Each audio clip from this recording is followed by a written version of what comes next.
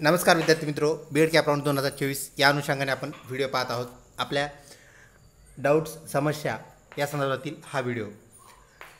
नमस्कार सर, अजूनपर्यंत validity certificate मिळाले नाही तर पावतीवर ॲडमिशन होईल का? तर पावतीवर नक्की ॲडमिशन होते, आपण निश्चिंत राहावे.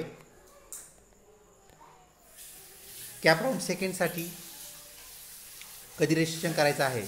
तर कॅप राऊंड सेकंडला रजिस्ट्रेशन करावं लागत नाही, कारण आपण कॅप राऊंड फर्स्ट आणि सेकंड याचं रजिस्ट्रेशन एकत्र केलेलं आहे. तसेच ऑप्शन फॉर्मसुद्धा आपण एकत्र भरलेले आहेत. त्यामुळे जरी नंबर फर्स्ट राऊंडमध्ये लागला नाही तर रजिस्ट्रेशनची गरज नाही. ॲडमिशन ॲप्लिकेशन फॉर्मवर कास्ट चुकली आहे तर काय करता येईल? तर आता पुढील राऊंडच्या वेळी म्हणजे राऊंड थर्डच्या वेळेस आपल्याला फॉर्म एडिट करता येईल आणि त्यामध्ये ₹200 फीस कास्ट चेंज म्हणून तिथे एक ऑप्शन आहे, तो ऑप्शन आपण वापरावा व कास्ट चेंज करून घ्यावी, बदलून घ्यावी. सर फीस परत भरावी लागेल का? तर आपली CET सेलच्या फीसबद्दल आपण बोलत आहे. तर CET सेलची फीस आहे ₹1000 तर ती आपल्याला वन टाईम भरायची आहे, हे लक्षात घ्या. तसेच आपलं ट्रान्झॅक्शन झाल्यानंतर आपण लगेच दुसरं ट्रान्झॅक्शन करायचं नाही आहे.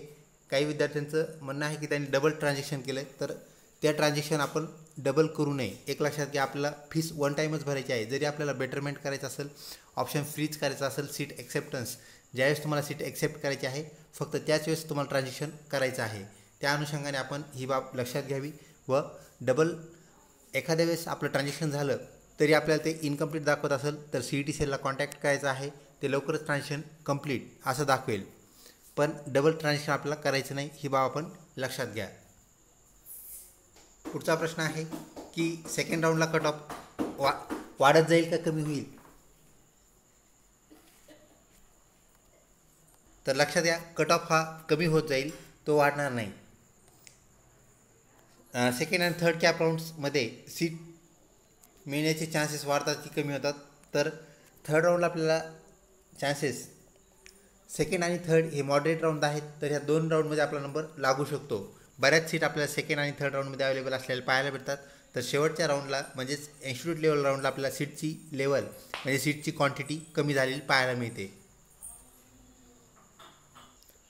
सेकंड राऊंड कधी अलॉट होणार आहे आणि कॉलेजची डेट काय आहे, म्हणजेच ऑप्शन फॉर्म भरण्याची डेट काय आहे, असा हा प्रश्न आहे. तर ह्याची जी अलॉटमेंट आहे तर ती 26/8ला होणार आहे. आपण कॅप शेड्यूल त्यामुळे नियमित पाहणं गरजेचं आहे.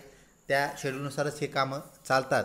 CET सेल त्यानुसार आपलं जे शेड्यूल आहे ते फॉलो करत असतं. तर 26/8ला आपली कॅप शेड्यूलची सेकंडची लिस्ट लागणार आहे, सेकंड राऊंडची. त्यानंतर आपल्याला थर्ड राऊंडसाठी ऑप्शन फॉर्म जर भरायची गरज पडली तर ते 1 ते 3 सप्टेंबरमध्ये आपल्याला भरता येतील.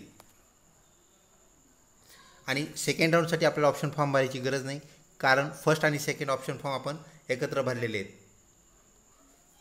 सेकंड राऊंडसाठी प्रिफरन्स चेंज एडिट करता येत नाही का सर? तर आपण लक्षात घ्या, सेकंड राऊंडसाठी आपल्याला कुठल्याही प्रकारची कृती करता येत नाही. तर आपल्याला एडिटिंग जे आहे तर तिसऱ्या राऊंडमध्ये करता येईल. ऑप्शन फॉर्म आपण एडिट करू शकता, वाढवू शकता किंवा कमीही करू शकता.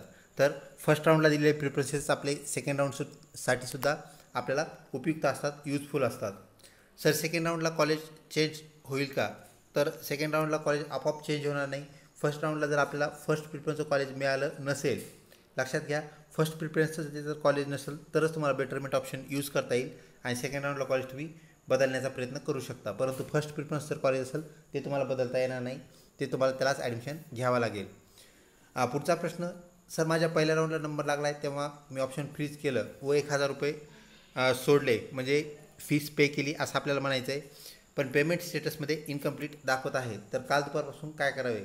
तर काय करावे, आपण CET सेलला कॉन्टॅक्ट करावा व आपला ट्रान्झॅक्शन नंबर जो आहे तो त्यांना सांगावा. आपलं पेमेंट निश्चितपणे नंतर जमा होईल. आपण कुठल्याही प्रकारे डबल पेमेंट करू नये, कारण परत जर पेमेंट केलं तर आपलं पेमेंट जे पहिलं आहे त्याचं स्टेटस आपल्याला नंतर दिसू शकतं. तर पहिल्याच पेमेंट स्टेटस दिसल्यानंतर आपल्याला ते कंप्लीट दाखवेल, म्हणजेच आपण फक्त वन टाईम एकदाच पेमेंट करायचं आहे जेव्हा आपल्याला सीट ॲक्सेप्ट करायची आहे. आपण CET सेलला कॉन्टॅक्ट करून तसं त्यांना कळवावं, सांगावं.